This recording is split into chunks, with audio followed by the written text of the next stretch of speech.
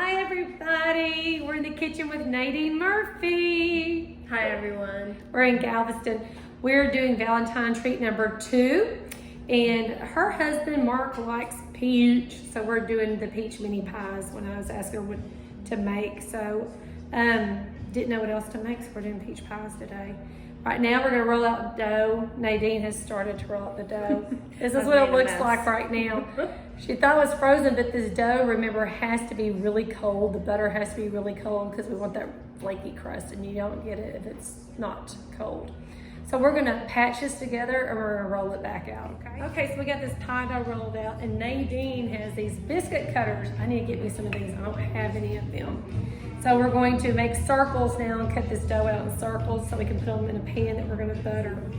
So since I have Nadine with me, I told her, let's talk about paramotoring a little bit. So what do you want to talk about paramotoring?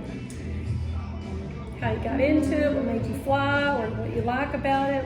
Yeah. What's the first thing that comes to your mind? Paramotoring, I'd say I got into it because my husband really wanted to. He was interested in it, his pilot. I come from an aviation family, so I thought, well, yeah, I could do that. I mean, if he can do it, I can do it. So we're competitive that way. I can do anything you can do. Yep, but better. Yeah, better. So we went to, we learned how to fly trikes with Kurt Pfister first, and and it kind of left us wanting for more. And being in Galveston, we have beautiful winds here, so it's easier to do foot launch, I guess, and we can launch from the beach, and we have those nice winds coming in. So we learned how to foot launch, and it's been great. Yeah, my husband, beach flying, he swears, is the best flying ever. It is. But we have it right here, so yeah, that makes a difference. That makes us jealous. That's why we have been coming down a lot to enjoy their wind. So we are taking these rails and we're going to, you rolled them out, use this cutter, but we need to make them a little bit bigger for the pan.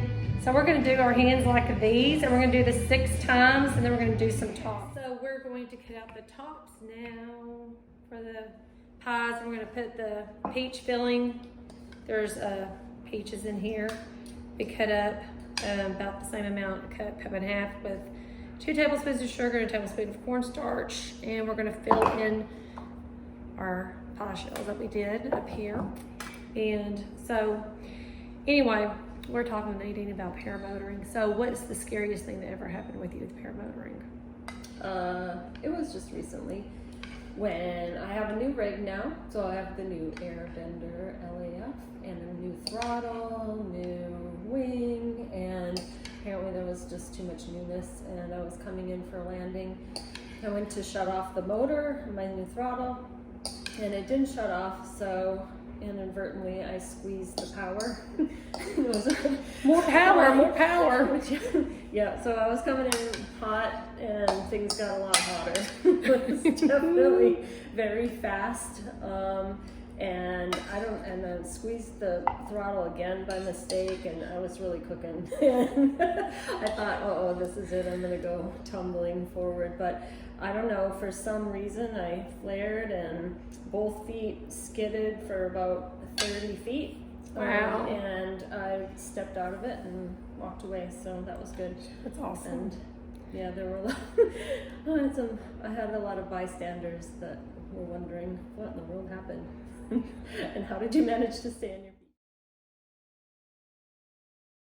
It's always scary when helicopters come by. We get them quite a bit in Galveston, going to the oil rigs, and we have the scenic helicopter rides. And I guess helicopter was behind me. This a couple months ago, and I didn't know it. So you gotta keep scanning your horizons, like my instructor Breezy would tell us. From Houston PPG.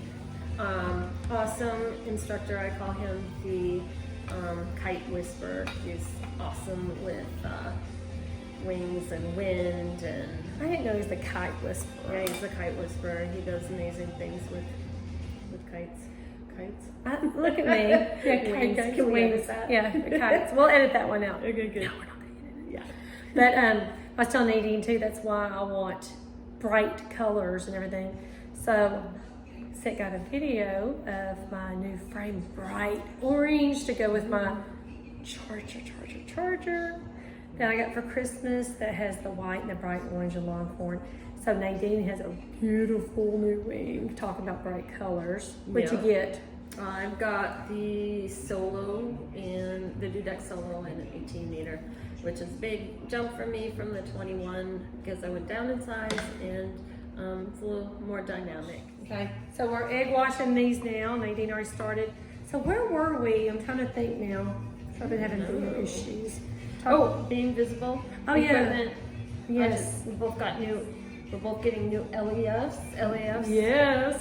And I think, yeah, we did get to talk about your wing too. That got recorded, right? yeah, I think So so. I checked it. Okay. So yes, we have LAFs. Guess what the LAF stands for? I made a boo-boo. We were on the way home one time and Mark asked me, you know what the LAF stands for, don't you? And I went, light as, but I didn't say feather. I said the other F word that came to my mind that I can't say because this is going to be on, it's on YouTube. I can't say that word. It's been called that I can. before. But yeah, I accidentally called it that. Did all these edges get good on this side? No, I better do some Okay. more on there. So yeah, I'm excited, can't wait. And like she said earlier, always be aware of what's around you. And we both like to be visible. So she has a jazzy new ride. What colors are they? I opted for the powder blue frame with orange ring and white swing bars. Yes, and mine is all, like I said, bright orange, not the Longhorn, but bright orange. We're talking like the orange M&Ms, people. I think orange is very visible. You can see that. Yeah. There is a new color that we've ordered now, purple.